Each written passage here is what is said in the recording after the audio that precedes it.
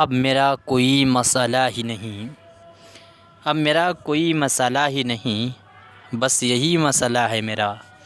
नाजरीन, मैं हूँ बिस्मिल्लाह आफ्ताब आलम। आप देख रहे हैं उर्दू हिंदी नॉलेज चैनल। जो सिलसिला चल रहा था उसी में आगे बात करते हैं। जो माई क्वेश्चन की प्लेलिस्ट बनी हुई है उसी में एक अगली नई वीडियो मैं आपके सामने लेकर के आया हूँ। कुछ नए क्वेश्चन हैं। आज जो मैंने शेर पढ़ा है, अब कोई मसला ही नहीं मेरा, बस यही मसला है मेरा। आप में से देखते हैं कौन बताएगा कि इस शेर में किस सनत का इस्तेमाल हुआ है। कमेंट करके ज़रूर बताइएगा अगर आपको समझ में आता है किस सनत का इस्तेमाल हुआ है। देखिए, पहला सवाल आज का है, उर्दू का पहला रुबाई गो शायर किसे माना जाता है। बहरहाल इस पे कई बार हम बात कर चुके हैं।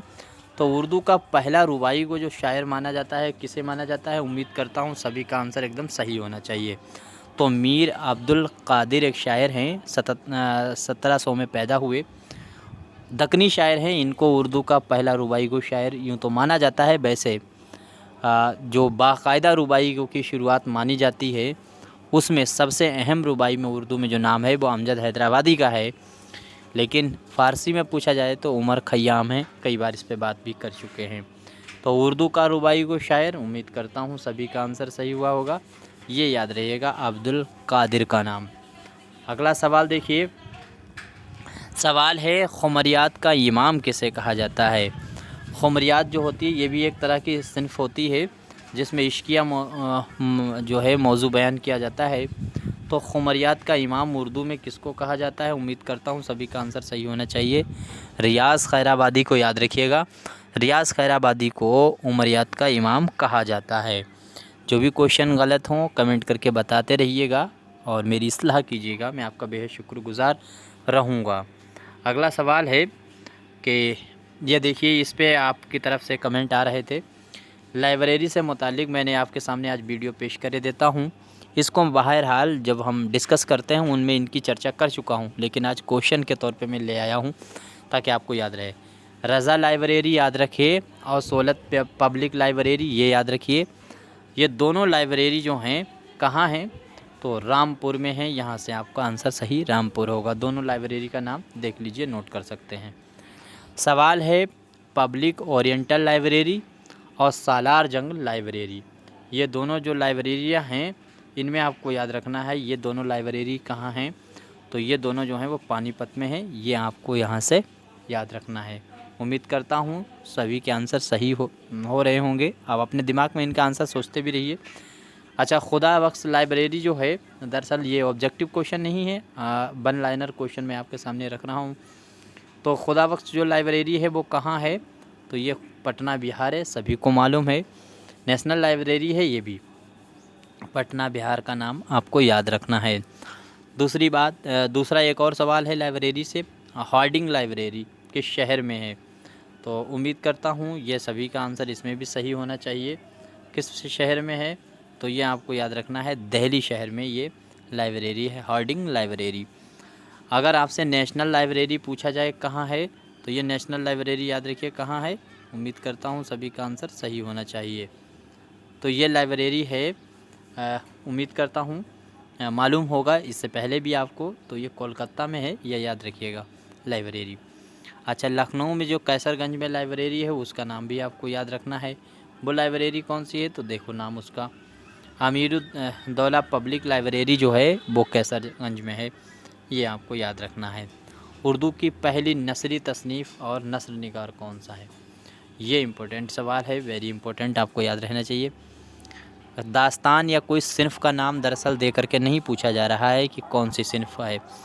दास्तान पूछा जाए तो आपको पता ही है, सबरस को यूँ तो माना जाता है। शुमाली हिंद में जो है वो ईसा खान की जो लिखी हुई है 1770 में जो आई थी, महर अफरोज़ दिलबर, उसको माना जाता है शुमाली हिंद की पहली। तवाज़ाद अगर शुमाली हिंद की पूछी जाए तो फसान अजाइब को माना जाता है। इस तरह से याद रखिएगा। अगर उर्दू की पहली नस्र पूछा जाए तो मेराजुल आशिकीन है, ये याद रखिए। बंदा नवाज़ गेसू दराज जो हैं वो उर्दू के पहले नस्र निगार माने गए हैं इसी वजह से। तो चूँकि उन्हीं की एक नसरी तसनीफ़ है, तसनीफ़ नहीं दरअसल यह रिसाला टाइप का है। अगला सवाल है, उर्दू का पहला खाका निगार, ये तो आपको मालूम ही है कौन है। तो फ़रातुल्लाह बेग हैं और लिखा हुआ है नज़ीर अहमद की कहानी, कुछ उनकी कुछ मेरी ज़ुबानी। अच्छा, फ़रातुल्लाह बेग की और भी तसानीफ़ें आपको याद रखना चाहिए, जैसे आयाम इशरत है, याद रहना चाहिए। दिल्ली का यादगार मुशायरा है, दिल्ली की आखिरी शम्मा है। और सलीम फ़र्की का जो इन्होंने लिखा है ये वसीयत की तकमील करके, वो भी इन्हीं का लिखा हुआ ख़ाका है। तो इस तरह से ये उर्दू के पहले ख़ाका निगार फ़रातुल्लाह बेग को माना जाता है। या यारबास इनका बहुत लिखा हुआ अहम मज़मून है। आगे देखिए, उर्दू का पहला मकतूब निगार किसको माना जाता है, इसमें थोड़ा सा याद रखिएगा। उर्दू का पहला मकतूब निगार कहीं कहीं रजब अली बेग सुरूर को माना जाता है और कहीं कहीं ग़ुलाम गौस बेखबर को माना जाता है। तो ये दोनों को तस्लीम किया जाता है। आप आंसर क्वेश्चन आंसर देख करके टिक करेंगे। सवाल है, उर्दू का बाबा आदम किसे कहा जाता है? शायरी का बाबा आदम किसे कहा जाता है? वली दकनी को। उर्दू का बाबा आदम किसे? मौलवी अब्दुल हक को। उर्दू नावल का बाबा आदम किसे कहा गया है? तो डिप्टी नज़ीर अहमद को। डिप्टी नज़ीर अहमद ने 1869 में सबसे पहला उर्दू का बाकायदा नावल लिखा है, जिसका नाम है मरातुल उरूस। उम्मीद करता हूँ जब सारी चीज़ें आपको पसंद आ रही होंगी। अच्छा, ये नाम याद रखिए, ज़ौक़ का, मीर का, नसरती का, गवासी, बजही, ये सारे जितने शायर हैं, इनको जो लक़ब मिला हुआ था वो मुल्क शोरा का लक़ब मिला है। तो किसको किसको मिला है मुल्क शोरा का, ये जहन में रखिएगा। उर्दू का पहला साहिब फ़िक्र शायर किसे कहा जाए? उर्दू का साहिब दीवान सभी को मालूम है, कुली कुतुब शाह है। साहिब फ़िक्र शायर जो है वो फ़लसफ़ाना अंदाज़ उर्दू शायरों में सबसे पहले मिर्ज़ा गालिब के वहाँ मिलता है। अगला सवाल है, उर्दू शायरी में ख़ारजियत की शुरुआत किसने की है? तो उर्दू जो शायरी है इसमें ख़ारजियत की शुरुआत जो किसने की है, ये याद रखने वाली बात है। मिर्ज़ा मोहम्मद रफ़ी सौदा का नाम आपको याद रखना है। इन्होंने उर्दू शायरी में ख़ारजियत की शुरुआत की है। सवाल है, मीर का कुल्लियात, मीर का कुल्लियात जो है, याद रखिएगा, मीर का कुल्लियात पहली बार किस एडिशन ने छापा था? तो मीर का जो कुल्लियात है पहली बार फोर्ट विलियम कॉलेज से शाया हुआ है 1808 में, ये भी याद रखिए।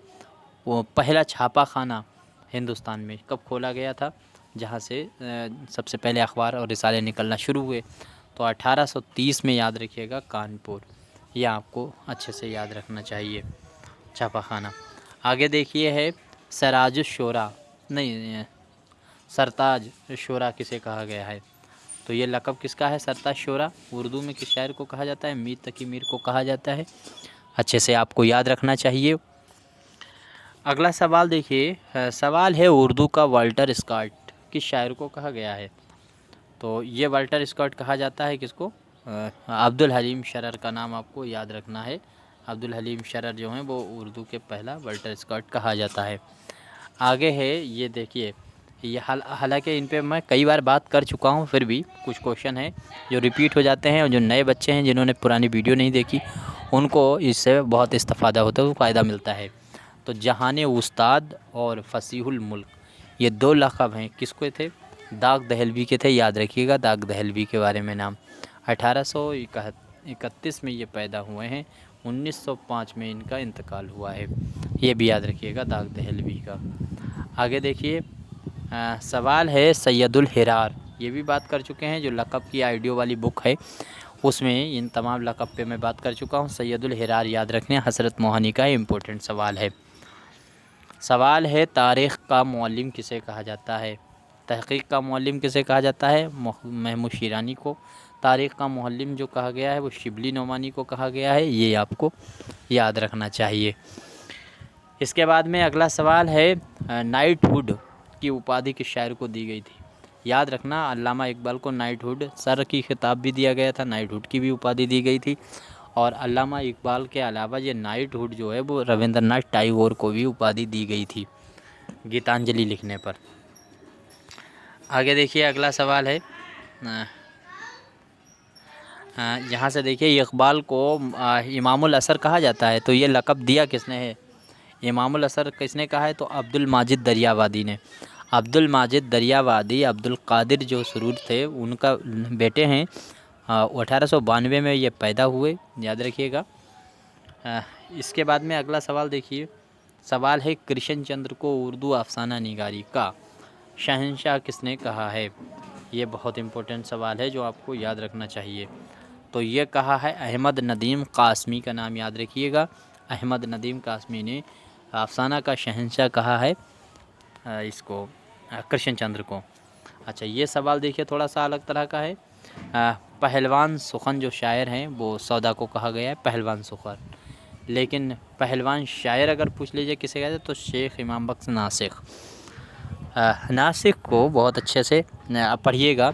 दूसरी चीज़, नासिक अकेले ऐसे शायर हैं जो पहलवानी भी करते थे, साथ ही साथ में एक चीज़ और भी इनके बारे में ज़्यादा अहम है कि ये 24 घंटे में सिर्फ एक बार खाना खाते थे, और खाना भी चाहिए।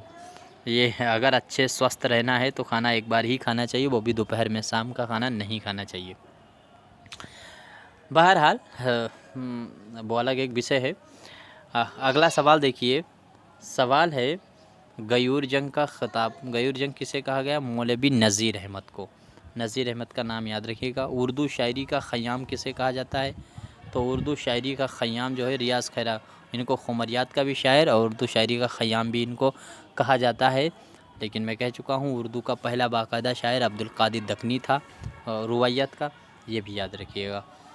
आगे देखिए, अवामी शायर किसे कहा जाता है? रियाज़ खैर आबादी ने भी खूब रुबाइयाँ लिखी हैं। अवामी शायर ये थोड़ा सा अलग तरह का है। अवामी शायर नज़ीर अकबर आबादी को कहा जाता है, और कौमी शायर जो है वो ब्रजनारायण चकबस्त को कहा जाता है। याद रखिए, अवामी शायर नज़ीर अकबर आबादी, कौमी शायर चकबस्त। हाँ, अगला है उर्दू का इश्किया शायर कहा जाता है, तो ये कहा जाता है मोमिन को। मोमिन का नाम आपको याद रखना चाहिए। अब ये सवाल देखिए थोड़ा सा, जमालियात तनकीद को माना जाता है तासुराती तनकीद। मैंने कहा था जमालियाती तनकीद को तासुराती तनकीद माना जाता है, ये याद रखिएगा। बहरहाल, और तो इतने ही क्वेश्चनों पे बात करते हैं। यहाँ तक अगर कोई गलती हुई है तो बताइएगा ज़रूर। मैं आपका बेहद शुक्रगुज़ार रहूँगा। आपका कोई भी मशवरा है तो दीजिएगा। जो माई क्वेश्चन के नाम की प्लेलिस्ट है उसके सारे क्वेश्चन ज़रूर देखिएगा अगर आपको कामयाबी हासिल करना है। और वही नहीं, रोज़ एक डोज़ के नाम से भी मैंने प्लेलिस्ट बनाई हुई है। उसमें इतनी अच्छे सारे कम से कम 50-60 वीडियोज़ ऐसी हैं जिनमें मैंने सारे क्वेश्चन ले करके टॉपिक वाइज आया हूँ। वो भी आप देख सकते हैं, पहले से ही चैनल पे हैं। माई क्वेश्चन वाली भी ये प्लेलिस्ट ज़रूर देखिएगा। तो ये 2 तो प्लेलिस्टें आपको खूब देखनी चाहिए। तीसरी जो है वो ऑब्जेक्टिव वाली प्लेलिस्ट देखना चाहिए। करीब ये दोनों प्लेलिस्ट के मिला करके आपके पास 200 से 250 वीडियो, 220-225 वीडियो हो जाएंगे, और इस तरह से आपके कम से कम 12,000 क्वेश्चन क्लियर हो जाएंगे। फिर मुझे नहीं लगता है कि ये 100-150 क्वेश्चन का पेपर आपसे नहीं होगा।